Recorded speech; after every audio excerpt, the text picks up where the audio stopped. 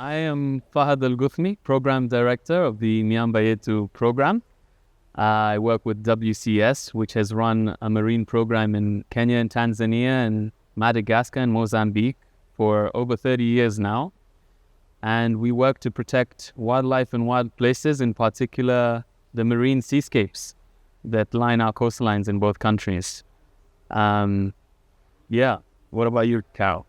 So I'm Caroline Chepkwony, and I work for Okavango Capital, and we are an investment fund that invests in conservation positive businesses with impact to climate, to conservation, to communities, and we strive to ensure that they have funding to be able to grow the businesses and grow the impact.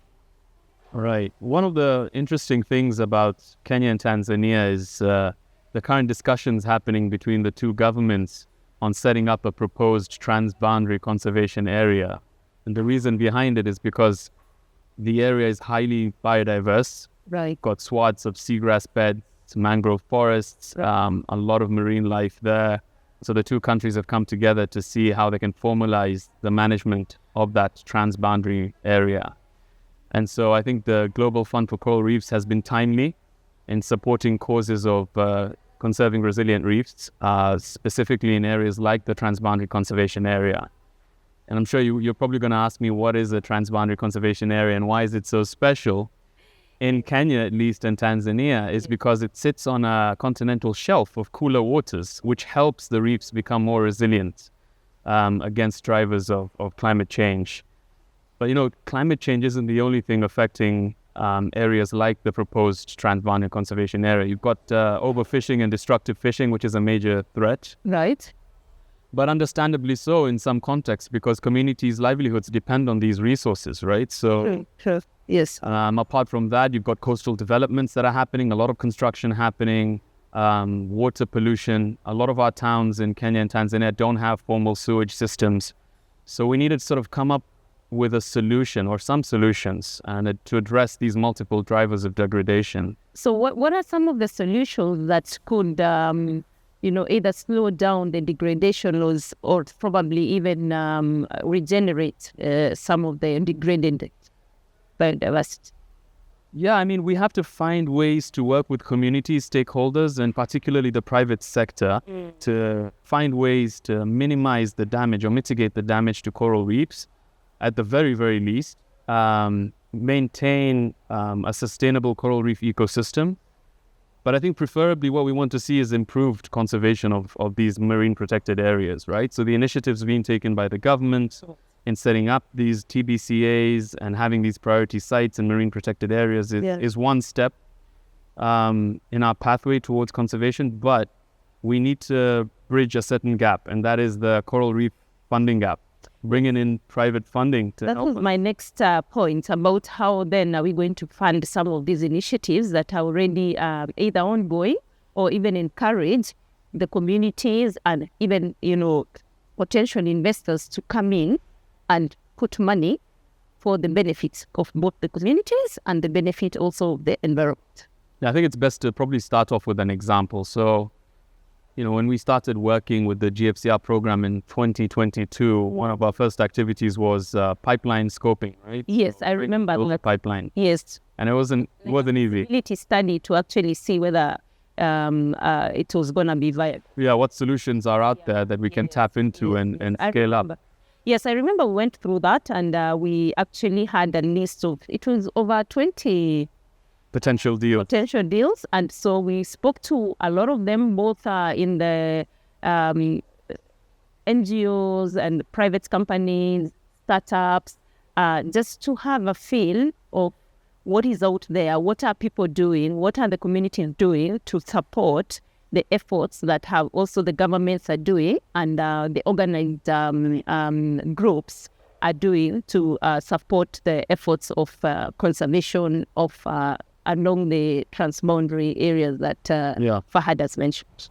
So to put it bluntly, we had two options. One was to help scale up existing enterprises and projects, Yes, right? yes. And two, if number one was unsuccessful was to try to replicate solutions from other places, right? So we leaned more to the latter, which is we couldn't find the perfect deals that existed that needed scaling up, especially within the transboundary conservation area. And so what we did was go back to the drawing board and ask ourselves, which other entities are out there doing good work beyond the areas that we work in? Yes. And how can we steer them towards the areas, priority areas? And we came up with Sanivation, the waste treatment facility company. Yes, which started the operations in Naivasha, which they are working with the county government to treat waste. They design, build, operate these waste-to-value treatment plants. Yes. Together with the utility companies. Yes. that are headed by the local county governments. True. And so we actually visited their facility, and it's quite impressive. They do work with the local governments to they repurpose the waste basically. So they separate the solid waste from then they treat the water, and they are able to release it for purposes of either going for irrigating. I think one of it they're actually using it for irrigation in a nearby golf course. But then also the solid waste is then mixed with sawdust to make briquettes, which then the briquettes are used for firing and powering some industries along, just around the areas that they operate. And so I think then, as Fahd has mentioned, then they went ahead and they want to actually have operations in many of the counties in the country. So one of the targets was Mombasa, Malindi, and along the coastline. Along the coastline. And that is it's a perfect example of how we can be able to support a business to expand to the key ecosystems that we are targeting. But why is this a threat? So why is this such a useful case study? Well, the reason is a lot of these townships don't have formal sewage systems, right? So waste is actually deposited right adjacent to the marine protected areas. Yes. And so there's high potential of really, threatening those coral reef systems. Yeah. And so what these companies are doing, the likes of Sanivation, is off-taking that waste that would otherwise end up in the ocean, treating that, and then you can see the building blocks of a financing mechanism there from the sale of those briquettes. Yes, the briquettes. Earning them around. It's a revenue, yes, it's a revenue generating activity. But then also on the conservation side as well, they are able to work with the locals as well. And I mean, the benefits extends to the communities in terms of the health risks that that's right. that the raw sewage would pose to the communities. And then in terms of financing, what we did, we looked at their business model, we looked at their financials, we looked at the impact of the business. I think WCS, you had an ecological review of the business, and so from there we are able to figure out how do we help finance that expansion. So what are the options available in the market, first of all? And some of the options available, they have already taken up. But then I think it's critical for a lot more private investors as well to come in and support the efforts that both the governments and also the grants that they have received. Yeah, so let me speak to how their business model works and why it's useful for us. So Sanivation works through the government, through the utility. Yes. And that's a fully state-owned company, right? They also work with the local county government. So the funds go through the exchequer, and then Sanivation is subcontracted to design, of course, build and operate that treatment facility for a number of years. Once there's a proof of concept, they hand over the facility to the local county government and move ship somewhere else. So we're coming in to tell them, we would like you to move to the transboundary conservation area because that's where your work is needed just as much as it is where you are today.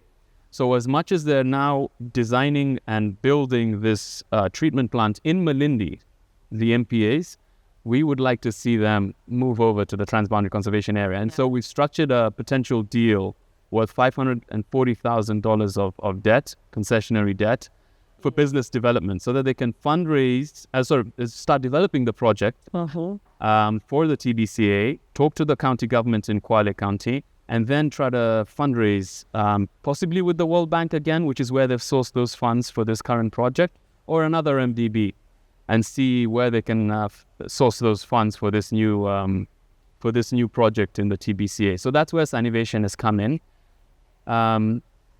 One more thing that I really have to get off my chest, and I find that it's uncharted territory for us in WCS, at least in the Kenya Marine team, is testing for waste. We've not done that. We've traditionally worked with communities, supporting them. We've worked on the science and the ecological science and whatnot, but we haven't gone out in the field and done water quality testing. So as part of our sort of preparatory work for that deal, the Sanivation deal, and as we were undertaking our ecological surveys and bioindicator surveys, we've added a project level undertaking where we're going out into the ocean, taking water samples and working with the Pwani University to undertake lab analysis of caffeine and Enterococcus, which is a type of bacteria. So these two will help us understand whether there truly is the presence or not of human fecal waste in those MPAs.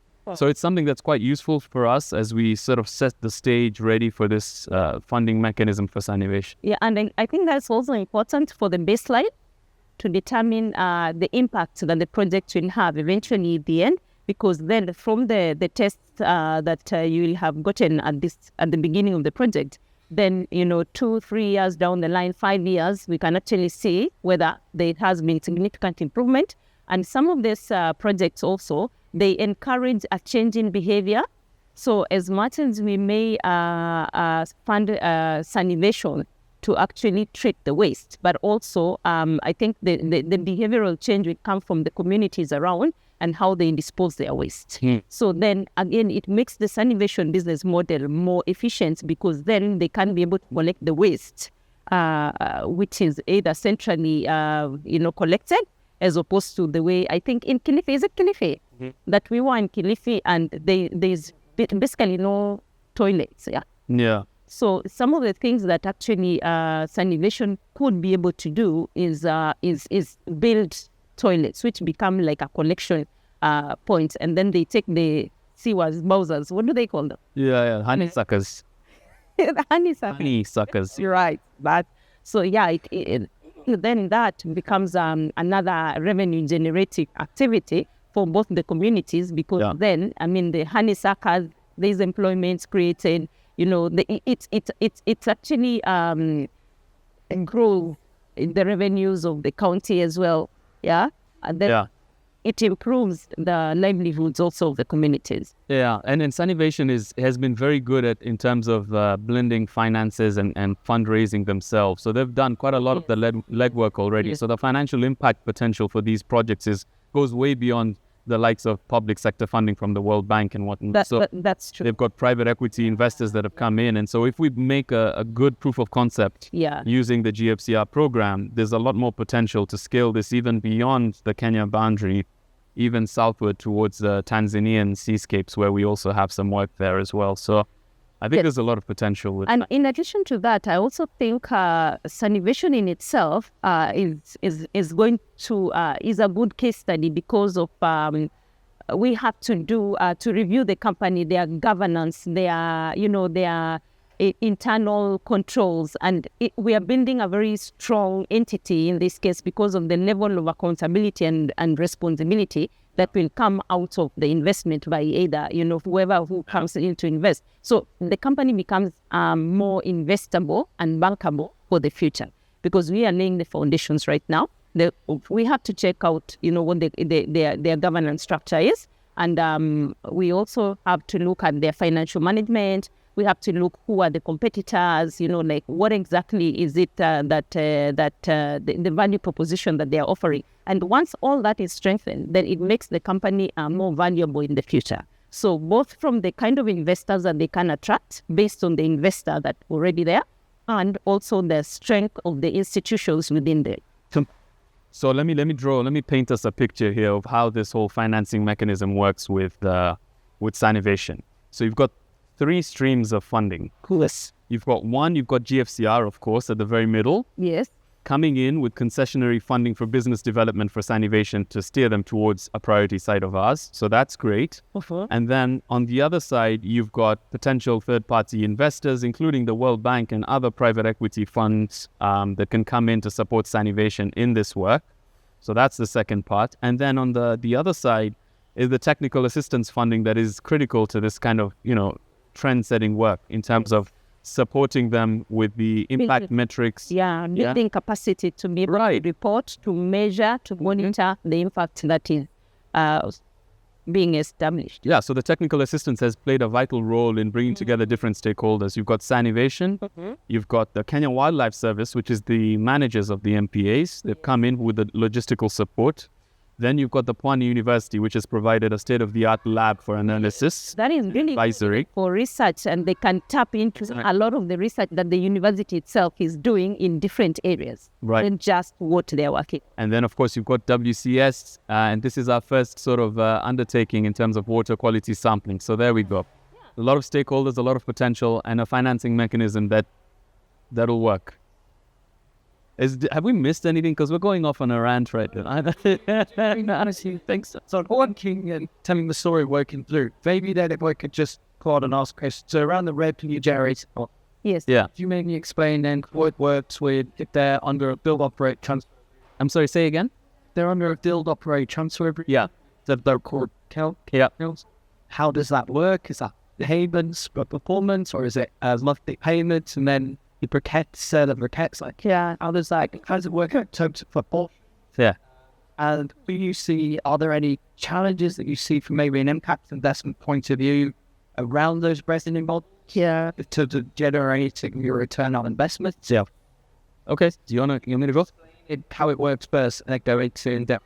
So for the Sanivation project itself, all of the capital that's being injected is through a concessionary debt by the World Bank. So that's capital that is owned by the government. Now, Sanivation's been subcontracted to undertake the processing of wastewater, and we've got revenue being generated from the sale of briquettes to industries. So you've got the Pwani oil companies, these industries that rely traditionally on a lot of energy consumption, right? So this becomes an alternative and a stable source of revenue, because you're always going to have this waste coming in, right? Yes. So in terms of the impact and the potential sustainability of the revenues, that's pat down and covered, right? And the waste is twofold. One is the waste that Sanivation is processing, but then there's also the sawdust. They get the waste from wood processing. Yeah. And so they combine the two to be able to make the briquettes. The briquettes is not only made from the solid waste, on what they have. Yeah, that's right. So in terms of having a sustainable revenue model, capital is invested by the government. The company Sanivation runs it for, I believe, 7 years. It's a fixed period where they run, and they have to have a proof of concept for 7 years. The revenues get plowed back into the business to cover the operating costs. And then once they have a great proof of concept, they hand over back to the local county government and then develop projects, move on to a different site. Yeah. So in terms of the impact, I think there's a lot of potential for us to ensure that within that 7-year period, that the coral reef interests are embedded within that business model. And so by the technical assistance, we can incorporate that with Sanivation into that whole enterprise, so that when we move beyond the Malindi and Watamu plants, it is already a sustainably run enterprise. Yes. And so on the revenue part as well, so they do sell the briquettes, and then they either build and operate. I think there's also the option of just operating and being paid for operating. So the one they are building in Malindi right now is the whole build and operate, yeah? Yeah, it's full design, build, operate. Design, build, and operate. But yeah, so they at this point in time, the only two revenue sources, which is selling the briquettes and building, designing, building, and operate. But they also design for other counties, so they have a pipeline of other counties that they are waiting on to see how the Malindi one they are running will turn out. So I think it's a case of building up and growing and expanding the business as we go. So at this point in time, the only revenue that they have are just from those two revenue sources. But eventually, then they are going to be contracted to design separately and leave it to the counties to manage. Others they will be given to manage to operate. Yeah, and it goes beyond saying that, traditionally for GFCR projects, or at least for Miambayetu projects, we focus a lot on communities, right? The communities that manage marine resources. In this case, with Sanivation, it goes even beyond that because they're targeting off-taking up to 60% of the waste that is generated in Malindi and processing that. So you've got a lot of job opportunities there in terms of livelihoods. Yes. They're very focused on gender inclusivity and equity as well, which is fantastic for the GFCR program and the business in general. Yes. And they seem to be advocates for all the right things that we look for in the GFCR program. So a lot of those checkboxes have already been ticked.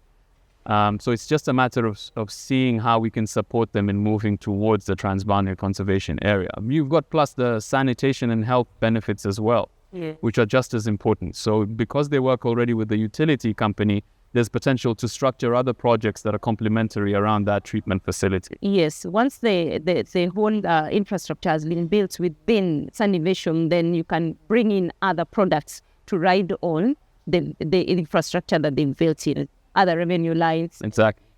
Expand the outreach in terms of community benefits and expand the impact as well.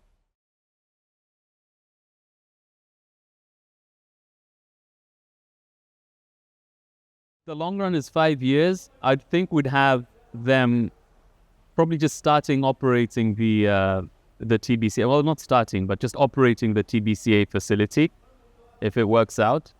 And then trying to complement it with more sort of benefits. So say additional funding, other complementary projects around it in terms of health and sanitation, which are all pluses for us because we're talking about important threats that are not being addressed on land, let alone water, right? So yeah. So, in 5 years, I probably expect them to have acquired more rights to build, manage, and operate in other areas.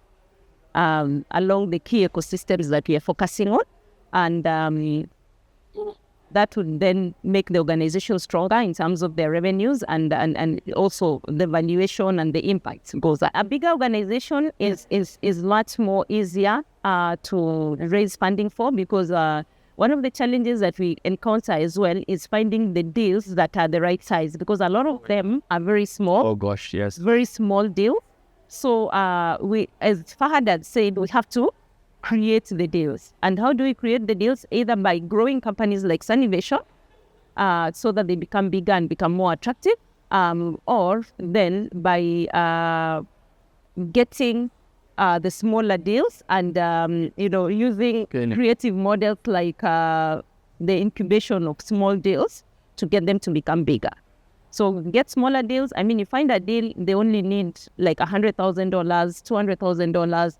And so for those small deals, it takes really long time takes the same amount of time to have 5 small deals and manage 5 big deals.